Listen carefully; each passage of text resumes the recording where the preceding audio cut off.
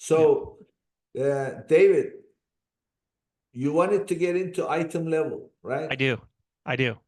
But you know what we're gonna do? We're not gonna do that now. We're Okay. gonna do David Schomer part 2. Great. Okay. We'll do another episode and we'll get into it because it's one thing to look at the what I call so again, in my system of managing things, you have company-wide metrics and you have item-based metrics. So some of the metrics exist for both. Some of the metrics are specific to company-wide operations and some item-wide. So I think we've done a pretty comprehensive job on the company-wide. And I don't want to rush the item-wide because that's ultimately what's going to drive everything because it's all about the breakdown.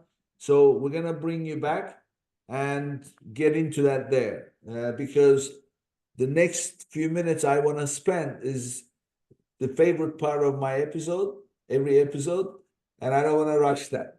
So we'll have a part 2 and then we'll get into there.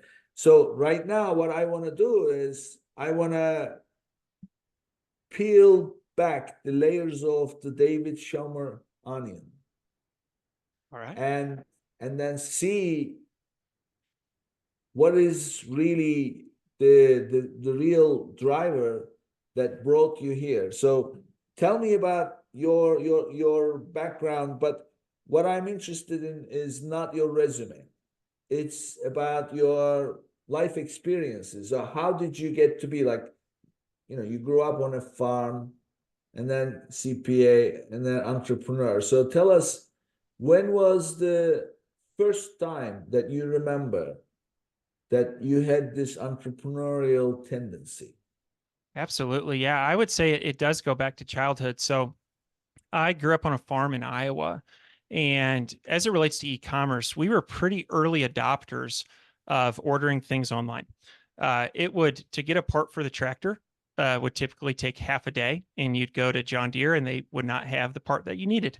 And so very early on, our family started ordering off eBay Motors, and it made me kind of realize that, we may not live in a big town, we may not live close to the tractor parts store, but this is within my reach. And because of the mail system, this is a thing. There's something here, and that planted a seed. But in terms of entrepreneurial ventures, I started a pumpkin patch. My dad rented me and my younger brothers some land, and we started a pumpkin patch. And it was something that started small. We'd sell to neighbors and families and friends, but we ran that pumpkin patch for about 6 years, all the way from age 12 to age 18.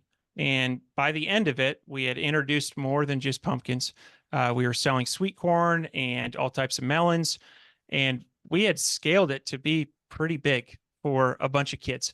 And that was something that gave me some confidence in, hey, you can do this. Being a business owner is within your reach. And it gave me some confidence going into college of, you like business, maybe you should study business. And studied, went to St. Louis University and studied accounting and finance, and out of school wanted to do something entrepreneurial. I really did, but I didn't have the capital and I didn't have an idea. And I had done an internship at a consulting firm, and I had gotten awesome experiences. I got to work on mergers and acquisitions, got to work on a Ponzi scheme, got to work with the FBI, really fun stuff. And I got to see a lot of businesses, some that were doing well, some that were not doing well. And so I decided to go and work with this firm, and I ended up staying there for 7 years.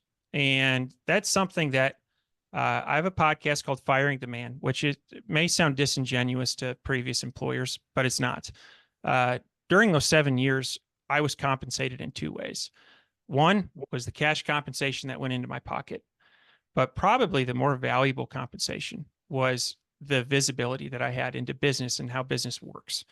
And so for people that are maybe thinking about doing e-commerce full time, or don't really like their job, I would pause and ask the question, are you learning? And is what you're learning going to be valuable up the road? And so I really enjoyed my time there and I was learning a ton. But at some point, I needed to jump off and go out on my own. And so, as you had mentioned in the intro, I had studied for the CFA exam, Chartered Financial Analyst, which, not to be confused with a financial planner, this was very into derivatives and futures and forwards. It was very quant heavy and took about 4 years to get this designation. And had gotten into a habit of waking up at 4 a.m. and studying until 7 and then going into work, and wanted to do something productive with that time. And so I think I saw a Facebook ad probably of, I call them the Lambros. It's the guys in the Lamborghini that say, come sell on Amazon, you'll be a millionaire overnight. Yeah, right. But it just kind of hit me like, okay, e-commerce is the future. I do believe that. And throughout college, I would buy my friends' textbooks and sell them over the summer, and that was a nice source of income. So I had never really left e-commerce, and so decided to start a pet supply company, and I did that for 3 years while I had a full-time job, and that was not easy. However, I was able to build it to a place where, when it was time to leave, when it was time to fire the man, I could do that and still had money in the business to grow it. And so I did that about 3 years ago and joined up with my business partner, Ken Wilson. And we started 80/20 Capital, which is a company that manages 3 Amazon brands right now.